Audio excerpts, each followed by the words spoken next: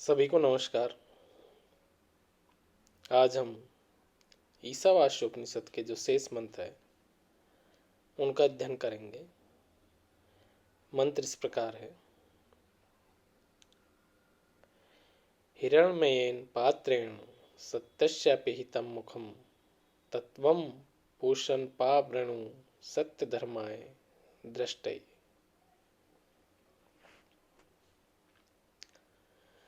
भक्त भगवान से प्रार्थना करता हुआ कहता है, हे भगवान, हिरण्येन यानी सोने के, पात्रेण यानी पात्र से, सत्यस्य यानी सत्य का, मुखम यानी मुख, अपिहितम यानी ढका हुआ है। अर्थात हे भगवान, सोने के पात्र से सत्य का मुंह ढका हुआ है। पूषण, हे पोषण करता, तत्त्वं सत्य धर्माय दृष्टये अपरावृणु। तत् उस आवरण को, तुम यानी तुम, सत्य धर्माय यानी सत्य धर्म को, दृष्टयन देखने के लिए, अपावृणु यानी खोलो या खोल दीजिए। अर्थात पोषण करता, विश्वम्भर सत्य धर्म को देखने के लिए उस ढक्कन को तुम खोल दो। कहने का तात्पर्य है कि भगवान से भक्त प्रार्थना करता हुआ कहता है, हे भगवान, आपका मुखारविंद प्रकाश में सूर्य मंडल की दैदीप्यमान ज्योतिर्मयी यवनिका से आच्छादित है। मैं आपके भव्य एवं पावन दर्शन का चिर अभिलाषी हूँ।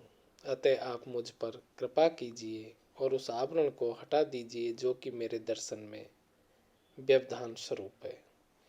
आप आवरण हटा लेंगे तो मुझ भक्त को आपके भव्य दर्शन का लाभ प्राप्त हो जाएगा। विशेष देखिए,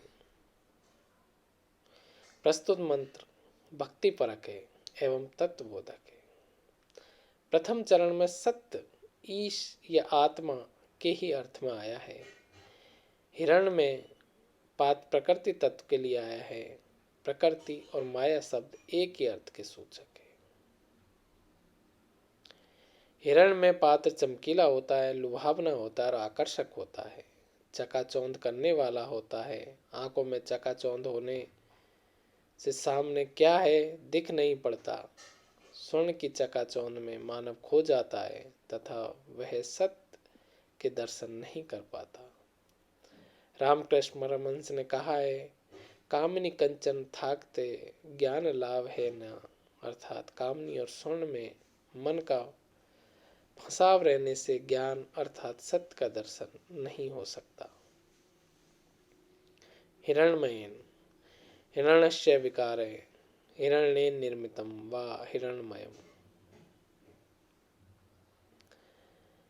हिरण के दो अर्थ है। स्वर्ण, ज्योति, तेज, प्रकाश। स्वर्ण भी तेज प्रदान होता है। सत्यस्य यानी शंकर, आदित्य मंडल में स्थित ब्रह्म। दयानंद सरस्वती ने अविनाशी यथार्थ कारण अर्थ किया है। सत्य का अर्थ है जो, अर्थात जिसकी सतत सत्ता है, जो सदा है और जिसकी कभी अभाव नहीं होता, वह सत्य है। गीता में भी कहा है, ना सतो विद्यते भावो ना भावो विद्यते सता। पूषण जो शब्द है, सत्य स्वरूप इस आत्मा को पूषा कहा है। पूषा यानी विश्व का भरण पोषण करने वाला। पूषा को विश्वम्भर भी कहते हैं। अपावृणी शब्द है। अपावृणु, अप आवृ धातु और लोट लकार से बना है। सत्य धर्माय शब्द आया सत्य धर्म के लिए। निर्गुण सत्य जब व्यवहार में सगुण रूप धारण करता है तब वह धर्म मूर्त बनता है, धर्मराज का पद ग्रहण करता है। सत्य ही जीवन के व्यवहार में धर्म हो जाता है। धर्म का अर्थ है कर्तव्य जो करने योग्य है। धर्म से जीवन को पूर्णता होती है। दृष्टे शब्द आया, दृश धातु, तिन प्रत्यय, दृष्टि और तस्य। अगला मंत्र देखेंगे।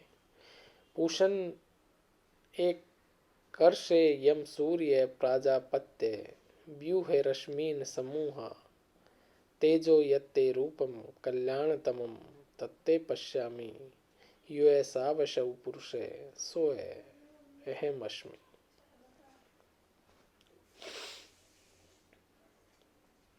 हे भक्तों का पालन पोषण करने वाले भगवान। पोषण, हे पोषण करता। एक अर्षे यानी एक दृष्टा, ज्ञान के साक्षात अवतार। यम, हे जगन नियंता। सूर्य, प्रकाश स्वरूप, ज्ञानियों के परम लक्ष्य। प्राजापत, प्रजापालक, प्रजापति के परम मित्र। रश्मि यानी अपनी किरणों को, व्यूह यानी इकट्ठा करो। अर्थात हे भक्तों का पालन पोषण करने वाले भगवान, हे ज्ञान के साक्षात अवतार, हे जगन नियंता, हे भक्तों के परम लक्ष्य, हे प्रजापालक, तू अपनी किरणों को बटोर, इन्हें इकट्ठा कर।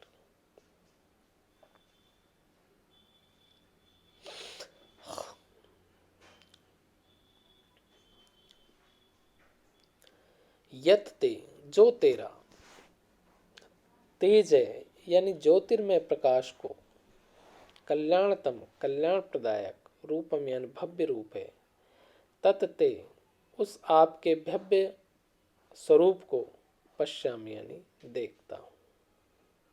अर्थात जो तेरा अत्यंत कल्याणकारी तेजो में रूप है, वह तेरा रूप में देखता हूँ।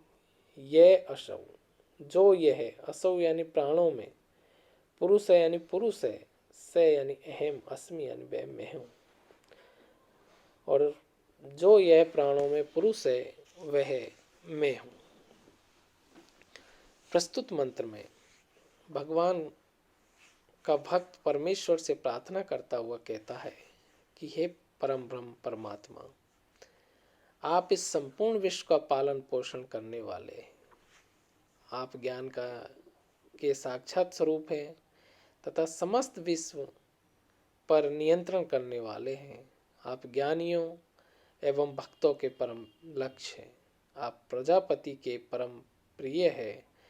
अतः मुझ सेवक पर कृपा दृष्टि दर्शाते हुए इन दर्शन में व्यवधान स्वरूप अपने किरणों को हटा लीजिए, जिससे कि मैं आपका जो एक कल्याणकारी तेजो में रूप है उसे देख सकूं। जो आप परम पुरुष इस सूर्य के और समस्त विश्व के आत्मा है, वही आत्मा मुझ में भी है, अतः मैं भी वही हूँ।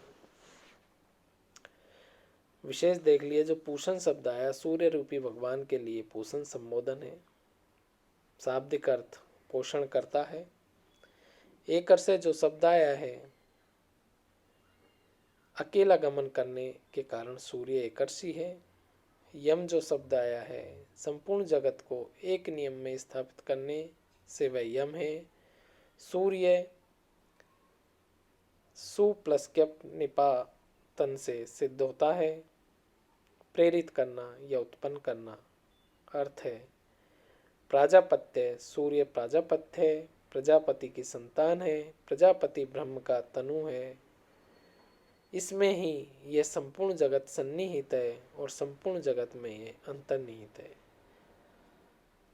व्यू है रश्मि समूह है, अपनी किरणों को हटा लो, अपनी योग माया को समेट लो, जिससे कल्याणतम रूप के दर्शन किए जा सके।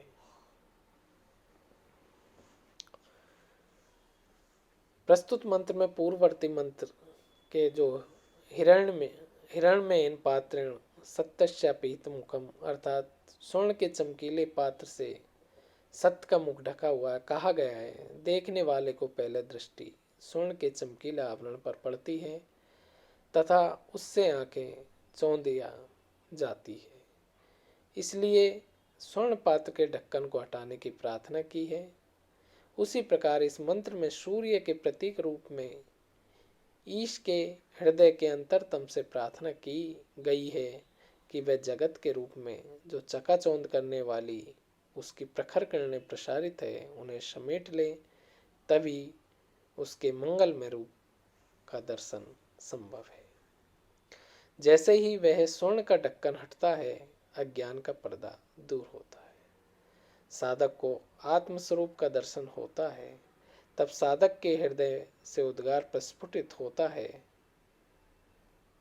यत् ते रूपम कल्याणतमम तत्ते पश्यामि। हे ईश, जो तेरा कल्याणतम सत्यम शिवम सुंदरम रूप है उसे अब मैं देख रहा हूँ।